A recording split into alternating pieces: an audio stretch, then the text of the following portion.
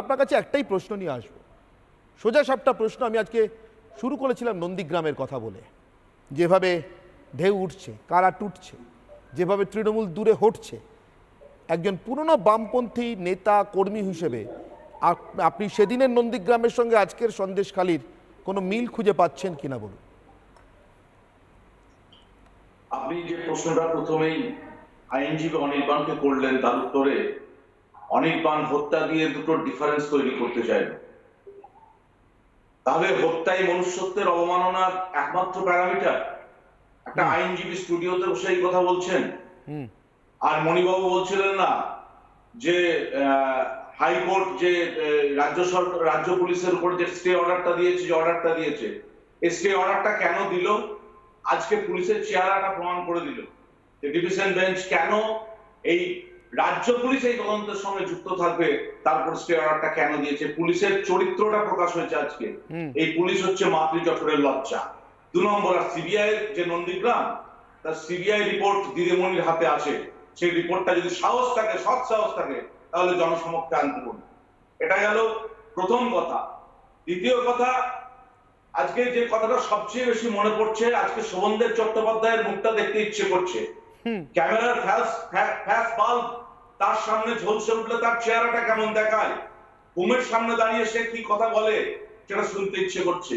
আর আমার মনে পড়ছে, মেরে শত বাধা টিকি হাঁচি, টিকি দাঁড়িয়ে নিয়ে আজও বেঁচে আছি, বাঁচিতে বাঁচিতে প্রায় মরিয়াছি, এবার সভ্য সাচি, যা হোক একটা করে দাও হাতে, একবার মরে বাঁচি। আজকে সন্দেশখালি এই পথেই গিয়েছে। অভ্যুত্থান কাকে বলে? আজকে মেয়েরা তাদের হাতে, যাদের কাজ তাদের গৃহবধূ, তারা তাদের সমস্ত লজ্জা, ভয়, তাদের যে দুর্বলতা, সব কিছুকে উপেক্ষা করে হাতে গাছের ডাল নিয়ে, তারা অস্ত্র নিয়ে যে যেমনে পেরেছে, তারা আজকে থানার সামনে এসেছে। আজকে তারা বলছে, তাদের কথাগুলো শুনছিলাম, তারা বলছে যে ওখানে বিচার চাইতে গেলে প্রশাসন বলেছে যে উত্তমার শিবুর কাছে যান। এই নির্লজ্জ পুলিশ, বেহারা পুলিশের বিরুদ্ধে আজকে ওখানকার মানুষ যেভাবে সরব হয়েছে, ওখানে যে গুন্ডারাজ, অনির্বাণ, আমি একটু থামাচ্ছি। আপনি নন্দীগ্রামের কথা বলছিলেন, আপনি মানুষের অভ্যুত্থানের কথা বলছিলেন। হ্যাঁ, সংক্ষেপে অনির্বাণ, সংক্ষেপে 10 সেকেন্ডে প্লিজ, 10 সেকেন্ডে। আমার একটা কথা আজকে মনে হয়েছে, রেভলিউশনস আর নট মেড, দে কাম। এই আগুন সন্দেশখালী থেকে সারা রাজ্যে লাগবে, আর এই আগুনে পড়বে এই তৃণমূলের সাম্রাজ্য। আমি শুধু আপনাদের চ্যানেলের মাধ্যমে একটা কথা বলবো, লেজে যদি তোর লেগেছে আগুন, স্বর্ণ লঙ্কা পুরা। আগুন লেগেছে মনে করছেন অনির্বাণের মতো মানুষরা, আগুন লেগেছে মনে করছেন অসিত বাবুর মতো মানুষরা। তার কারণ এই আগুন মানুষের চোখের আগুন, জনরোষের আগুন। আর সেই আগুনে কি সন্দেশখালী নন্দীগ্রাম হতে চলেছে তৃণমূলের জন্য? তৃণমূলের নন্দীগ্রাম হতে চলেছে সন্দেশখালী? প্রশ্ন করেছিলাম সাধারণ মানুষকে, কি উত্তর দিলেন, কি মতামত দিলেন দেখে নেব। প্রথমে ফেসবুকের পরিসংখ্যান।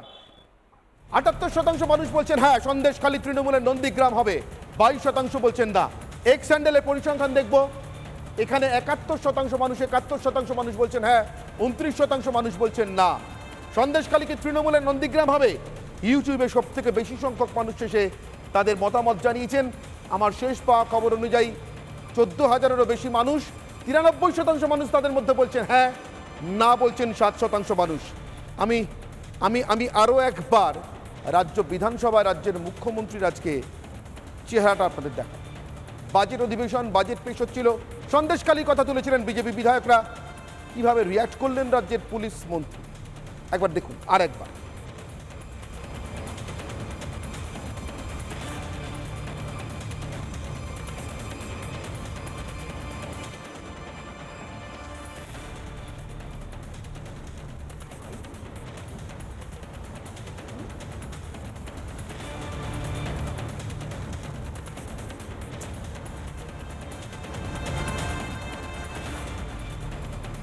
রাজ্যের মুখ্যমন্ত্রী মমতা বন্দ্যোপাধ্যায়, রাজ্যের পুলিশ মন্ত্রী মমতা বন্দ্যোপাধ্যায় সন্দেশখালী নিয়ে যখন প্রশ্ন আসছে বাজেট অধিবেশনের মাঝে, এটা বলতে পারছেন না যে আপনারা বসুন, বাজেটটা পেশ হতে দিন, আমি উত্তর দেব।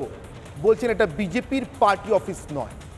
মমতা বন্দ্যোপাধ্যায়ের মনে পড়ে 2007-এ ঠিক কী উত্তর পেতেন তিনি যখন নন্দীগ্রাম নিয়ে প্রশ্ন করতেন সিপিএমের কাছে। একবার রিওয়াইন্ড করে দেখে নিতে পারেন পুরনো টেলিভিশনের বাইট, সিকোয়েন্স, প্রেস কনফারেন্স দেখলে অদ্ভুত মিল খুঁজে পাবেন নিজের সঙ্গে বিমান বসু, বুদ্ধদেব ভট্টাচার্য। নন্দীগ্রাম হবে কিনা বাকিটা আর বললাম না, আপনারা মিলিয়ে নেবেন। অনির্বাণের অগ্নিবাণের বিতর্ক এখানে শেষ করছি, সঙ্গে থাকুন রিপাবলিক বাংলায়। লোকের পরিসংখ্যান 78% মানুষ বলছেন হ্যাঁ সন্দেশখালী তৃণমূলের নন্দীগ্রাম হবে, 22% বলছেন না। এক্স স্যান্ডেলের পরিসংখ্যান দেখব, এখানে 71% মানুষ, 71% মানুষ বলছেন হ্যাঁ, 29% মানুষ বলছেন না। সন্দেশখালী কি তৃণমূলের নন্দীগ্রাম হবে? ইউটিউবে সব থেকে বেশি সংখ্যক মানুষ এসে তাদের মতামত জানিয়েছেন। আমার শেষ পাওয়া খবর অনুযায়ী 14,000-এরও বেশি মানুষ, 93% মানুষ তাদের মধ্যে বলছেন হ্যাঁ, না বলছেন 7% মানুষ। আমি আমি আমি আরও একবার রাজ্য বিধানসভায় রাজ্যের মুখ্যমন্ত্রীর আজকে চেহারাটা আপনাদের দেখা। বাজেট অধিবেশন, বাজেট পেশ হচ্ছিল, সন্দেশখালী কথা তুলেছিলেন বিজেপি বিধায়করা, কিভাবে রিয়াক্ট করলেন রাজ্যের পুলিশ মন্ত্রী একবার দেখুন আর একবার।